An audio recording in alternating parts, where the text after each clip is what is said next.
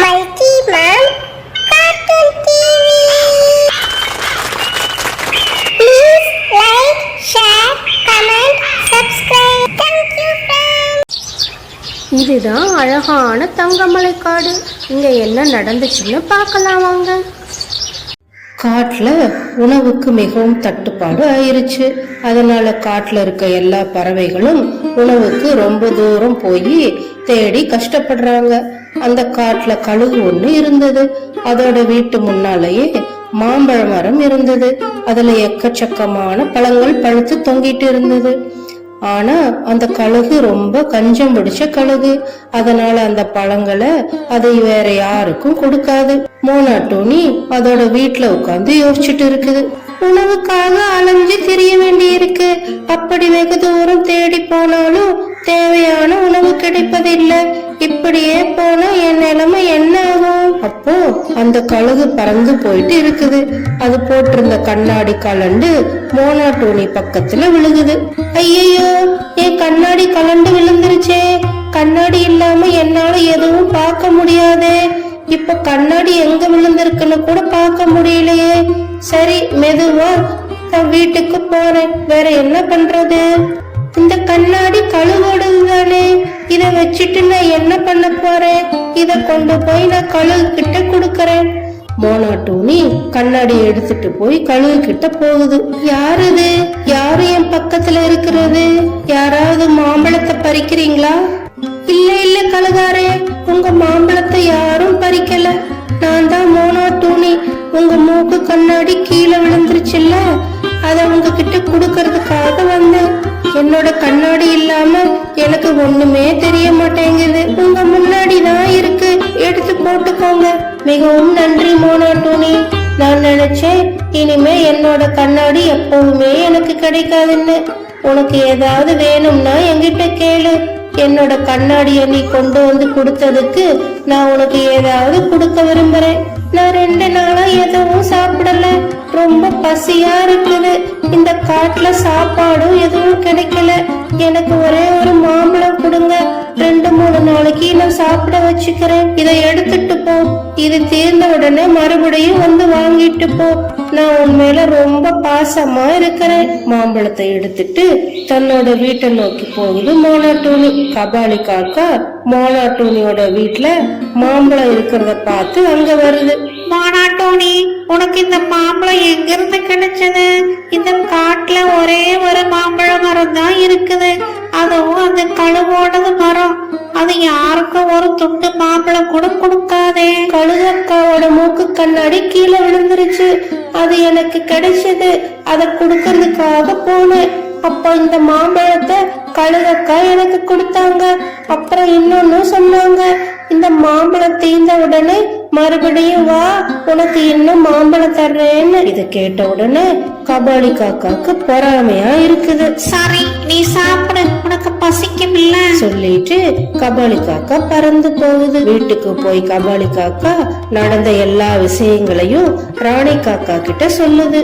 கபாலி காக்கா, அப்போ இந்த கழுகுக்கு கண்ணாடி போடலன்னா கண்ணே தெரியாது.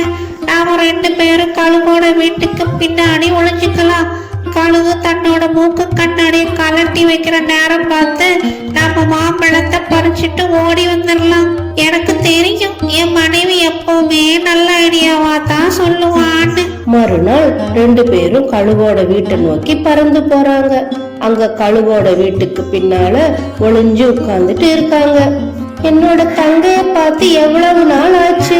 அவளை போய் பார்க்கணும்னு ஆசையா இருக்கு. ஆனா நான் அங்க போயிட்டா இங்க இருக்கிற பறவைகள் இந்த மாம்பழத்தை எல்லாம் பறிச்சு சாப்பிட்டுருமே. சரி, என் தங்கைய இங்க வர சொல்லி பாத்துக்கிறேன். கழுகக்கா கொஞ்ச நேரம் கண்ணாடி கலட்டி பக்கத்துல வைக்குது. கபாலி காக்கா, இதுதான் சரியான நேரம். நீ சத்தம் போடாம மெதுவா போய் 2-3 மாம்பழத்தை பறிச்சுட்டு வா. போ, சீக்கிரமா போ. உடனே கபாலி காக்கா கழுகு அக்கா கிட்ட போகுது. நிஜமாவே இந்த கழுகுக்கு கண்ணே தெரியல. கபாலி காக்கா 2 மாம்பழத்தை பறிச்சுட்டு அங்கிருந்து பறந்து போகுது. வீட்டுக்கு போய் 2 பேரும் மிகவும் சந்தோஷமா மாம்பழத்தை சாப்பிடுறாங்க. ராணி, இனிமே தினமும் இப்படியே செய்யலாம். மாம்பழத்தை திருடிட்டு வர்றது அவ்வளோ ஒன்றும் கஷ்டமா தெரியல. ஆமா, மாம்பழம் மிகவும் சுவையாகவும் இருக்கு. இப்போதான் வயிறே நிறைஞ்சிருக்கு. திருட்டு மாம்பழத்துக்கு சுவை அதிகம்னு சொல்லுவாங்க. அதுதான் போல இது. சிரிச்சுட்டு ரெண்டு பேரும் ஜாலியா சாப்பிட்டுட்டு இருக்காங்க. மோனாட்டூனியோட மாம்பழம் தீந்து போச்சு. கழுகு அக்கா சொல்லி இருக்காங்க, மாம்பழம் தீந்த உடனே மறுபடியும் வந்து எடுத்துக்கோன்னு. அதனால நான் கழுகு அக்கா கிட்ட போய் மறுபடியும் மாம்பழம் வாங்கிட்டு வர்றேன். மோனாட்டூனி கழுகு அக்கா கிட்ட போகுது. கழுகு அக்கா, எனக்கு பசிக்குது, அதனால எனக்கு ஒரு மாம்பழம் கொடுக்க முடியுமா? கண்டிப்பா கொடுக்கறேன் மோனாட்டூனி. உன்னால எனக்கு ஒரு உதவி செய்ய முடியுமா? சொல்லுங்க கழுகக்கா, என்ன செய்யணும்? எனக்கு என் தங்கைய பார்க்கணும் போல இருக்கு.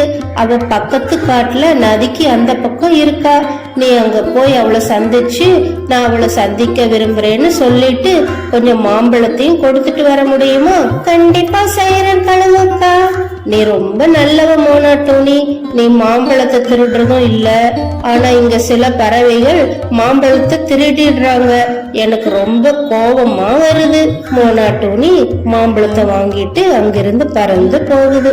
அப்புறமா கழுகோட தங்கச்சி வீட்டுக்கு போகுது. கழுகக்கா, உங்களை சந்திச்சதுல ரொம்ப சந்தோஷம். உங்க அக்கா உங்களை சந்திக்கிறதுக்காக மிகவும் ஆர்வமா இருக்கிறாங்க. உங்களை அழைச்சிட்டு வர சொல்லி என்ன இங்க அனுப்புனாங்க. எனக்கும் எங்க அக்காவை பார்க்கணும்னு ஆசையா தான் இருக்கு. நான் நாளைக்கு வந்து பார்க்கறேன். அக்கா கிட்ட போய் சொல்லு மோனாட்டூனி. ராணி காக்காவும் கபாலி காக்காவும் இன்னைக்கும் மாம்பழம் திருடுறதுக்காக ஒளிஞ்சு உட்கார்ந்துட்டு இருக்காங்க. எப்பவும் போல கழுகு அக்கா மூக்கு கண்ணாடிய கலட்டி பக்கத்துல வைக்குது. ராணி காக்கா கபாலி காக்கா கிட்ட சொல்லுது, கபாலி காக்கா, ஒரு மாம்பழம் சாப்பிட்டா எனக்கு வயிறு நிறைய மாட்டேங்குது. அதனால 2-3 மாம்பழம் ஜாஸ்தியா பறிச்சுட்டு வா. கபாலி காக்கா மாம்பழத்தை திருடுறதுக்காக கழுகு அக்கா பக்கத்துல போகுது. மாம்பழத்தை திருடிட்டு ரெண்டு பேரும் பறந்து போறாங்க. அப்ப மோனாட்டூனி இவங்க ரெண்டு பேரும் மாம்பழம் திருடிட்டு போறத பாத்துருது. மோனாட்டூனி பின்னாலேயே பறந்து போய் அவங்க வீட்டுக்கு போகுது. கபாலி காக்கா, நீங்க ரெண்டு பேரும் மாம்பழம் திருடிட்டு வந்ததை நான் பார்த்தேன். நீ இத கழுகு கிட்ட சொன்னா உன்னை நல்லா அடிச்சிருவே மோனாட்டூனி. எனக்கு என்ன தேவை இருக்கு உங்களை பத்தி சொல்ல? ஆனா உங்களுக்கு ஒரு விஷயம் சொல்ல விருப்பப்படுறேன். கழுகு அக்கா, மாம்பழம் திருடுறவங்க என் கையில கிடைச்சா மரத்துல கட்டி வச்சு அடி வெளுத்துருவேன்னு சொல்லிட்டு இருக்கு. நீங்க திருடுறது மட்டும் தெரிஞ்சதுன்னா அவ்வளவுதான், நல்லா உதவி கிடைக்கும்.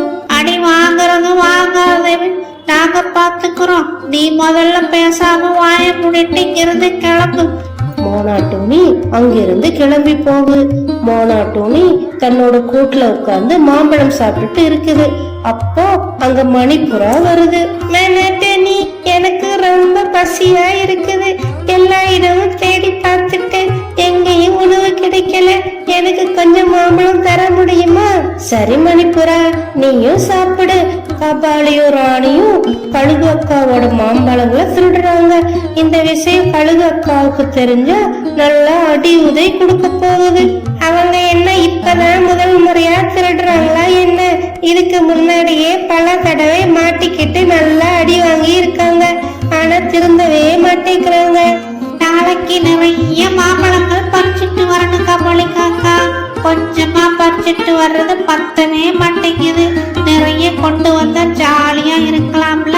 சரி, நிம்மதியா தூங்கு. நாளைக்கு நிறைய மாம்பழம் பறிச்சுட்டு வரலாம். அடுத்த நாள் கழுகு அக்காவை பாக்குறதுக்காக தங்கச்சி கழுகு வந்திருக்கு. எனக்கு உன்னை பார்க்கணும் போல இருந்துச்சு, அதனாலதான் வர சொன்னேன். நீ எப்படி இருக்கிற? நல்லா இருக்கிறியா? அக்கா, நான் நல்லா இருக்கேன். எனக்கும் மாம்பழம் சாப்பிட ரொம்ப ஆசையா இருந்தது. நீ கொஞ்ச நேரம் காத்திரு, நான் போய் ஆத்துல தண்ணி குடிச்சிட்டு வர்றேன். அப்புறம் நாம ரெண்டு பேரும் சேர்ந்து மாம்பழத்தை ரசிச்சு ருசிச்சு சாப்பிடலாம். கழுகு அக்கா தண்ணி குடிக்கிறதுக்காக ஆறு இருக்கிற திசையை நோக்கி போகுது. தினமும் வர்ற மாதிரி காக்கா ரெண்டு பேரும் வர்றாங்க. கபாலி காக்கா, இன்னைக்கு என்ன கழுகு அக்கா கண்ணாடி போடாம உட்கார்ந்து இருக்கு? ஒருவேளை கண்ணாடியை தொலைச்சிட்டு எங்க இருக்குன்னு தெரியாம உட்கார்ந்து இருக்குதோ? ஆனா இவங்க ரெண்டு பேருக்கும் அது கழுகோட தங்கைன்னு தெரியாது. சரி, அப்போ நாம எல்லா மாம்பழங்களையும் பறிக்கலாம் வா. மாம்பழங்களை பறிக்க ஆரம்பிக்கிறாங்க ரெண்டு பேரும். தங்கச்சி கழுகு இதையெல்லாம் பார்த்துட்டு ரெண்டு பேரையும் கையும் களவுமா பிடிச்சிருது. ஏய் காக்காய்களா, மாம்பழம் திருடுறீங்களா? உங்களுக்கு கொஞ்சம் கூட வெக்கமா இல்லையா? திருடி சாப்பிடுறீங்களே. கண்ணாடி போடாம உங்களுக்கு எப்படி கண்ணு தெரியுது? கண்ணாடி போட்டிருக்கிறது என்னோட அக்கா, நான் அவங்களோட தங்கச்சி. பக்கத்துல காட்டுல இருந்து அவங்கள பாக்குறதுக்காக வந்திருக்கேன். அப்போ அக்கா கழுகு அங்க வந்து சேருது. ரெண்டு பேரும் ரெண்டு காகங்களையும் மரத்துல கயிறு போட்டு கட்டி போடுறாங்க. கழுகக்கா, இந்த ஒரு தடவை மன்னிச்சு விட்டுருங்க. இனிமே இந்த மாதிரி தப்பு பண்ண மாட்டேன். இனிமே உங்க ரெண்டு பேருக்கும் வாழ்க்கையில திருடுற எண்ணமே வரக்கூடாதுன்னு சொல்லி நல்லா அடி நடிக்கிறாங்க. அப்போ அங்க மோனாட்டூனி வந்து சேருது. மோனாட்டூனி கழுகு அக்கா அவங்க தப்ப வந்து மன்னிப்பு கேக்குறாங்களே, இந்த ஒரு தடவை மன்னிச்சு விட்டுருங்க அப்படின்னு கெஞ்சுது. இன்னொரு தடவை இவங்க இந்த மாதிரி என்கிட்ட மாட்டினா அப்புறம் உயிரோடவே இருக்க மாட்டாங்க. இவங்க என் கண் முன்னாடியே நிக்க கூடாது. உடனே இங்கிருந்து இவங்களை கூட்டிட்டு போ. மோனாட்டூனி இவங்க ரெண்டு பேரையும் காப்பாத்தி கூட்டிட்டு போகுது. Okay, bye. தேங்க்யூ ஃபார் வாட்சிங்.